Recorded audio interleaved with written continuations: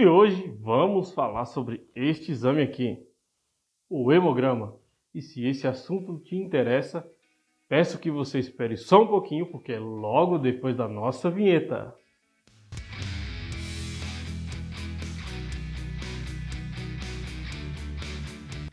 Fala, futuros doutores! Fala, futuras doutoras! Eu sou o professor Ito e você está no Médicomédia. Se ainda você não é inscrito, te convido a descer logo aí embaixo e se inscrever no canal. Mas espera! Não precisa deixar o like ainda. O like nesse canal é só após o final do vídeo, se assim você achar que esse vídeo te ajudou de alguma forma. Combinado? E quando, doutores, vocês estiverem de plantão, este exame virá sim, com os resultados na coluna do meio, as referências aqui na coluna da esquerda, o eritrograma, o leucograma e o plaquetograma. Na aula de hoje nós especificaremos no eritrograma e os demais assuntos serão temas para as próximas aulas. E lhes apresento o eritrograma, composto pelas hemácias, a hemoglobina, o hematócrito, o volume corpuscular médio, a hemoglobina corpuscular média, a concentração de hemoglobina corpuscular média e o RDW, que é uma sigla em inglês que eu nem vou tentar pronunciar aqui. Mas calma, doutor, sosseguem o coração de vocês, porque falaremos de cada tópico deste nesta aula. E nada mais justo de começarmos por elas, as hemácias. As hemácias, doutores, são células, assim como as demais células sanguíneas, oriundas de uma única célula, chamada de célula pluripotente. Esta célula, como seu próprio nome já diz, tem a capacidade de se diferenciar em qualquer célula sanguínea. Esta célula, doutores, se encontra lá dentro da nossa medula óssea e antes dela entrar no processo de diferenciação, ela passará primeiro por um processo de replicação. Assim, vai garantir que nós sempre tenhamos esse tipo de célula guardada lá dentro da nossa medula óssea. E é aqui que entra a interleucina 3, estimulando este processo de replicação celular. Agora, quando o processo é de diferenciar-se, quem vai estimular aqui são fatores externos.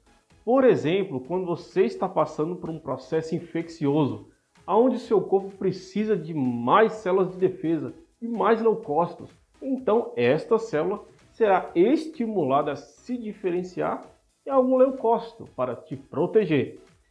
Outro exemplo que podemos dar é quando nós estamos em lugares muito acima do nível do mar, por exemplo na Cordilheira dos Andes, na Argentina, onde a quantidade de moléculas de oxigênio disponíveis no ar ambiente está diminuída.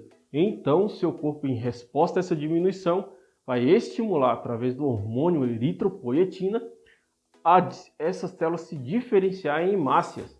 Assim, você aumenta a quantidade de hemácias na corrente sanguínea e consequência disso, você otimiza a captação desse oxigênio que está defasado no ar ambiente. Bom, mas na aula de hoje estamos falando sobre o eritrograma, então vamos focar nas hemácias. Uma vez que as células troncos decidem se diferenciar... O quê? Decidem não. Como? São estimuladas a se diferenciar na hemácia, ela vai passar pelo que eu chamo de primeira fase, que é essa fase que vocês estão vendo aí. Quando ela chegar na unidade formadora de coluna de hemácias, ela vai entrar no segundo processo que vamos ver agora. Bom, aqui não quero que vocês decorem nada, simplesmente, doutores, entendam o conceito. O que está acontecendo aqui é a célula estar jogando para fora as suas organelas. E para que isso? Para que haja mais espaço, para que a hemoglobina entre, porque é na hemoglobina que está presente o ferro, aonde o oxigênio vai se ligar. Ou seja, o ferro está entrando. Eu também! E eu demarquei com esta linha aqui, porque os reticulócitos sim, podem ser sim encontrados na corrente sanguínea. Agora, antes do reticulócito, quanto à primeira fase, não se pode encontrar na corrente sanguínea, porque todo esse processo acontecerá dentro da medula óssea. Agora, se encontrarmos qualquer destas células na corrente sanguínea, bom, você está diante de uma patologia. Agora, se vocês querem um vídeo, uma aula só sobre patologias envolvendo o eritrograma, deixe nos comentários que posteriormente estarei fazendo. E essa aqui é uma hemácia. A hemácia tem essa característica de ser bicôncava. Sua vida útil é em média de 120 dias. E sua concentração na corrente sanguínea é de 3,8 a 4,8 milhões por milímetro cúbico, com variação para homens e para mulheres. E como é realizado este exame? Bom, primeiro coleta-se uma amostra do paciente, que é colocado dentro deste tubo aí, da tampa roxa, contendo um anticoagulante. Esta amostra vai para uma máquina chamada centrífuga, que fará o processo de decantação.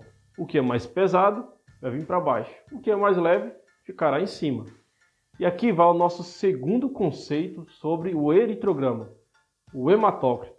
O hematócrito nos diz respeito à proporção de plasma para células, com variação entre 35% a 45%. Isso nos mostra que o nosso sangue tem maior quantidade de solvente que soluto. Agora observem esta lâmina aqui. Desconsiderando esta célula roxa aqui do meio, as demais são hemácias. As hemácias, doutores, se vocês observarem bem, notarão que cada uma tem um tamanho diferente. Então aqui vai o nosso terceiro conceito sobre o eritrograma, o RDW. O RDW nos diz respeito à variação do tamanho desta célula. Lembre-se, doutores, nem as nossas mãos são exatamente iguais, tendo sim valores de tolerância para a variação. E aqui não é diferente, podendo variar entre 11% a 14%, dependendo das referências que vocês estiverem usando. Mas o conceito aqui é a variação de tamanho desta célula. Se você está acima de 15%, você está dentro de um processo chamado de anisocoria. Mas isso fica para a aula de patologia. E aproveitando o gancho, já vamos falar sobre o VCM, porque as pessoas tendem a confundir o VCM com o RDW. O VCM, o volume corpuscular médio, nos diz respeito ao volume, o tamanho desta célula. Só que em proporções médias, a máquina tem a capacidade de calcular todo o volume dessas células e fazer uma menção média de volume do tamanho dessas células. Então não confundam. RDW, variação do tamanho desta célula. E o VCM é o volume médio entre as hemácias. Ah, agora eu entendi! E agora vamos falar sobre a hemoglobina.